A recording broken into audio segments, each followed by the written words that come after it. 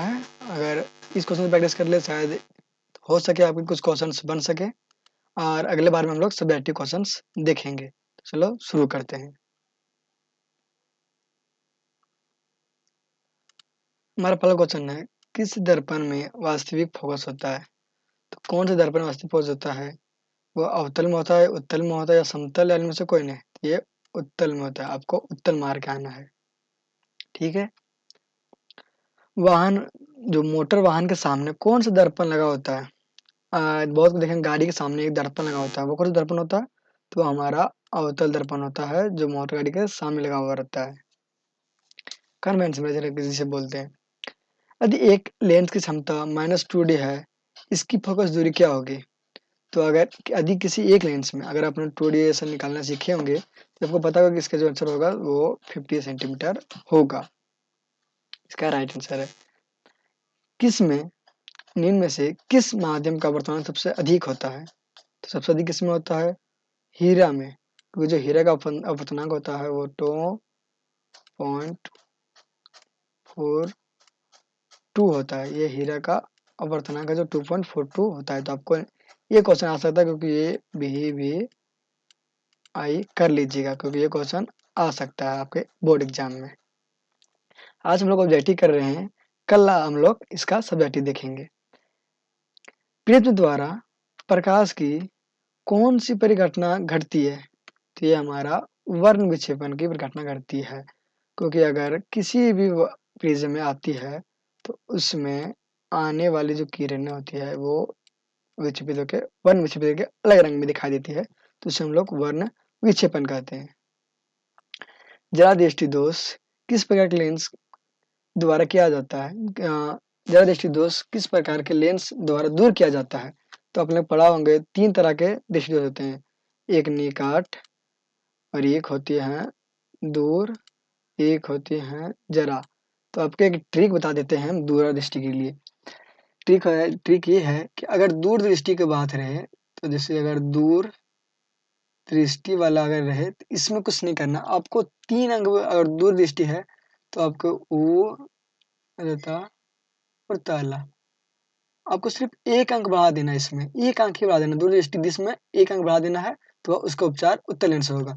अगर यही निकट दृष्टि दोष रहे, निकट दृष्टि दोष रहे, तो आपको भी इसमें 1 अंक से बढ़ा देना है, वो होता है अवतल। अवतल। आई होप कि आपको समझ आया होगा, क्योंकि दूर दृष्टि दोष में बस आपको 1 अंक ही बढ़ाना है, केवल दूर दृष्टि दोष में 1 अंक बढ़ाना है, निकट दृष्टि दोष में 1 अंक बढ़ाना है। दूर दृष्टि मात्र हमारे पास 2 अंक है, तो इसमें से 3 अंक बढ़ेगा उत्तल। निकट दृष्टि में 3 अंक, 1 अंक बढ़ेंगे 4 अवतल। आई होप आप कभी नहीं भूलेंगे। लेकिन इस क्वेश्चन में पूछा गया जरा दृष्टि दोष। जरा दृष्टि दोष किसे कहते हैं? तो इसे द्विफॉक्सी लेंस है, जैसे कुछ दूरी एक लेंस में अवतल लेंस लगा होता है और एक लेंस में उत्तल लेंस लगा होता है, तो उसे द्विफॉक्सी लेंस कहते हैं। इसके द्वारा से जरा दृष्टि दोष को दूर किया जाता है। तो नेक्स्ट क्वेश्चन देखते हैं। हाँ, ये क्वेश्चन बहुत इंपॉर्टेंट है, ये भी आ सकता है थोड़ा, इसको भी BBI कर लीजिएगा। खतरे का देखो, इसमें खतरे का निशान किस रंग का बना होता है? जो खतरे का निशान होता है अक्सर देखेंगे तो वो हमारे लाल रंग का होता है। खतरे का निशान लाल रंग का होता है। विभवांतर का सही मात्रक क्या होता है? विभवांतर का सही मात्रक हमारा होता है वोल्ट होता है। क्या होता है? वोल्ट होता है विभवांतर का सही मात्रक। ठीक है। विद्युत परिपथ में धारा की माप के लिए किसका उपयोग किया जाता है? जिससे धारा को मापा जाता है वो किससे मापा जाता है? तो हमारा अमीटर से नापा जाता है। ये भी क्वेश्चन आ सकता है, आप इसे नोट कर लें। अमीटर से नापा जाता है।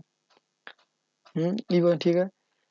किसी बल्ब की 120 कूलम प्रवाहित विद्युत धारा का मान कितना होता है? तो किसी बल्ब में 1 मिनट में 120 कूलम का प्रवाहित विद्युत धारा होता है, तो प्रवाहित धारा का मान वो होता है वो 2 एम्पियर होता है। इसे आप निकालना सीख जाएं, ये क्वेश्चन आ सकता है आपके एग्जाम में। हाँ, ये भी क्वेश्चन इंपॉर्टेंट है, ये क्योंकि ये क्वेश्चन आता है हर बार, तो इसे भी आप BBI कर ले, क्योंकि इम्पोर्टेंट है। 1 यूनिट विद्युत ऊर्जा का मान होता है, तो हमारा होता है 3.6 × 10⁶ जूल होता है। ये आपको पता ही होगा इस बारे में। विद्युत धारा प्राप्त करने की युक्ति को क्या कहते हैं? विद्युत धारा जैसे प्राप्त करते हैं हम लोग तो उसे जनित्र कहते हैं। क्या कहते हैं? जनित्र। क्योंकि जनित्र से ही हम लोग विद्युत धारा प्राप्त कर सकते हैं, जिसमें ऑप्शन में दिया हुआ है। लघुपतन के समय परिपथ में विद्युत धारा का मान हो जाता है। किसी भी दो तारों के बीच में अगर लघुपतन हो तो उस समय जो धारा का मान होता है वो बहुत अधिक हो जाता है, जिसके कारण वह लघुपतन होता है। इसको आप क्वेश्चन को ध्यान रखें। लघुपतन का जो होता है वो बहुत अधिक धारा का मान हो जाने के कारण ही लघुपतन होता है। अब नेक्स्ट क्वेश्चन देखते हैं। नीले लिटमस पेपर को नीले लिटमस पेपर किससे लाल हो जाता है? तो वो हमारा अम्ल से होता है, क्योंकि अगर नीले लिटमस को कोई लाल कर सकता है तो वो हमारा अम्ल कर सकता है। यदि क्वेश्चन अगर कहीं उल्टा रहे कि लाल लिटमस पेपर को नीला कर देता है तो वो हमारा क्षार करता है। इस बात को आप ध्यान रखें। लवण तो कम ही पूछता है, इसलिए आप इन दोनों को विशेष ध्यान रखें। निम्न में कौन क्षार है? निम्न में क्षार कौन है? CH3COOH ये नहीं है। HNO3 ये भी नहीं है।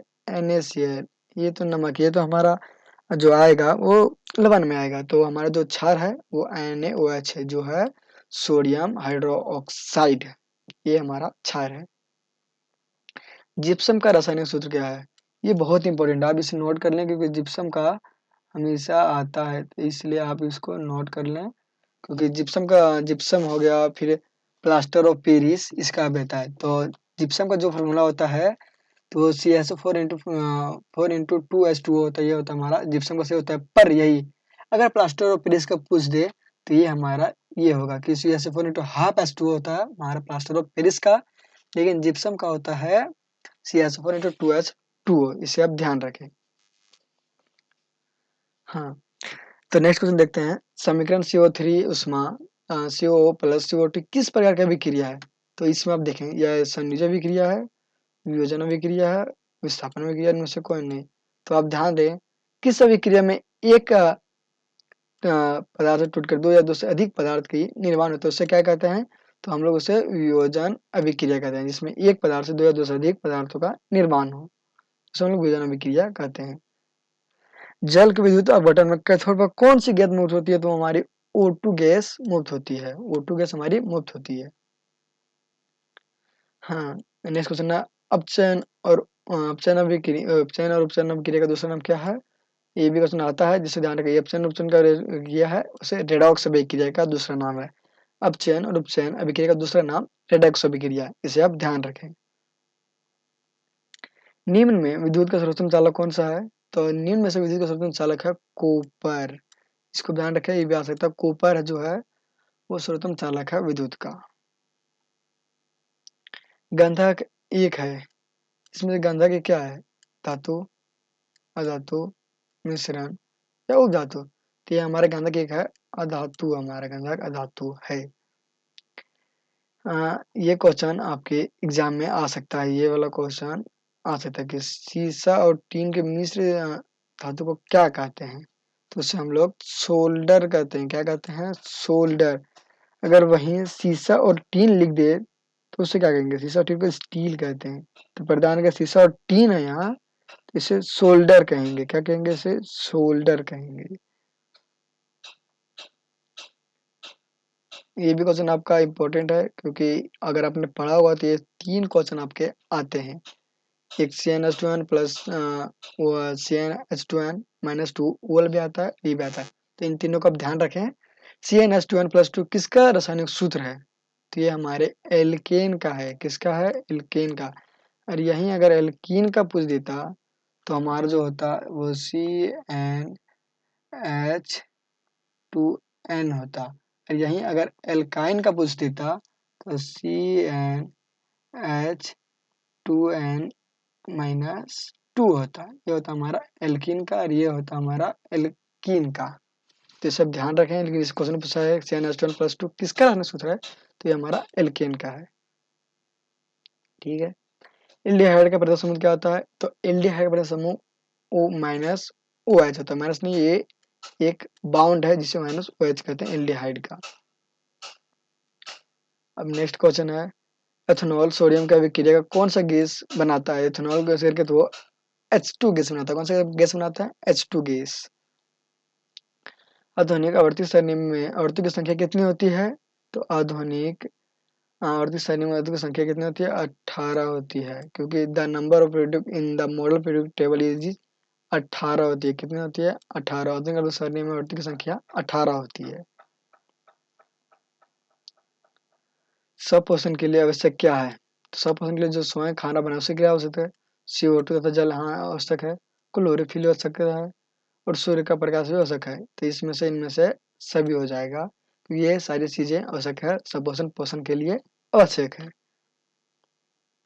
जठर ग्रंथि में जठर ग्रंथि में पाई जाती है।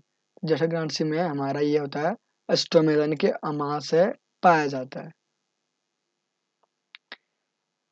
पीत रस का स्रावत होता है। पीत रस का स्रावत कहाँ होता है? तो हमारा ये अग्नाशय में होता है। अग्नाशय के द्वारा ही पीत रस का स्रावत होता है।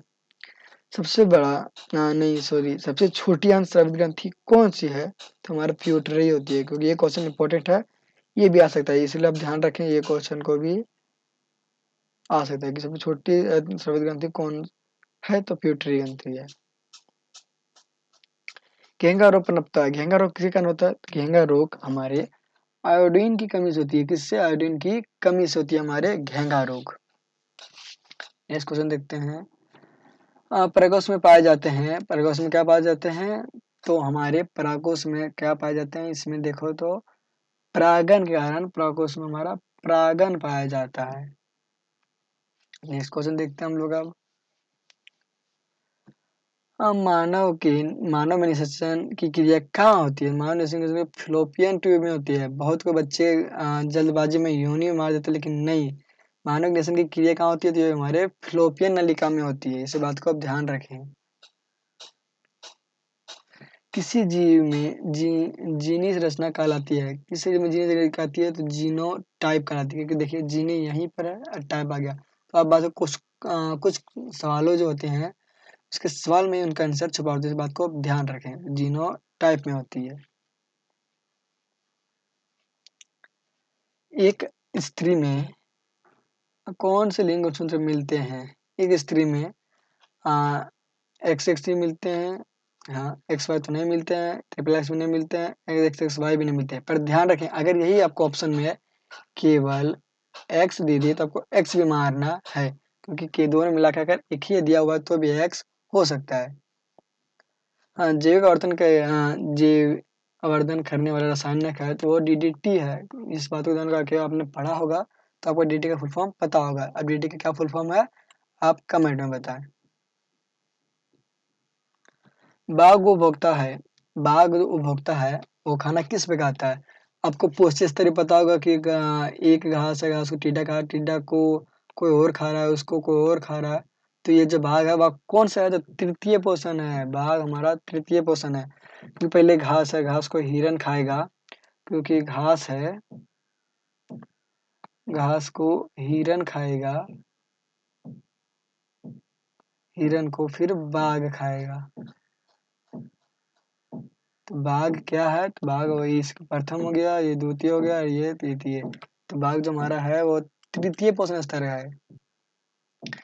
हाँ, ये क्वेश्चन आ सकता है कि आपके चिपको आंदोलन कब प्रारंभित हुआ था? चिपको आंदोलन एक्चुअली में 1973 में हुआ था, पर आपके ऑप्शन 1973 नहीं दिया, 1972 दिया, तो ये 1972 भी आपका सही है।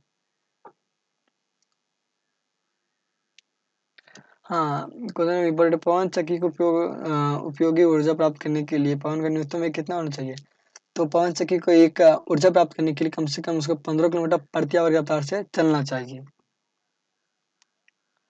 जल विद्युत संयंत्र किस ऊर्जा को विद्युत ऊर्जा का रूपांतरण कर देता है? तो ये हमारा स्थिर ऊर्जा को रूपांतरित करता है। किस ऊर्जा को? स्थिर ऊर्जा को रूपांतरित करता है। तो आपको होप आपके जो 40 क्वेश्चन है आपको पता होंगे, ये क्वेश्चन आ सकते हैं आप लोग को एग्जाम में। तो हम लोग सब्जेक्टिव क्वेश्चन जो सब्जेक्टिव क्वेश्चन है वो हम लोग नेक्स्ट ईथ में करेंगे। तब तक के लिए आपको जरूर करें, तो ध्यान से लगा पढ़ें। धन्यवाद।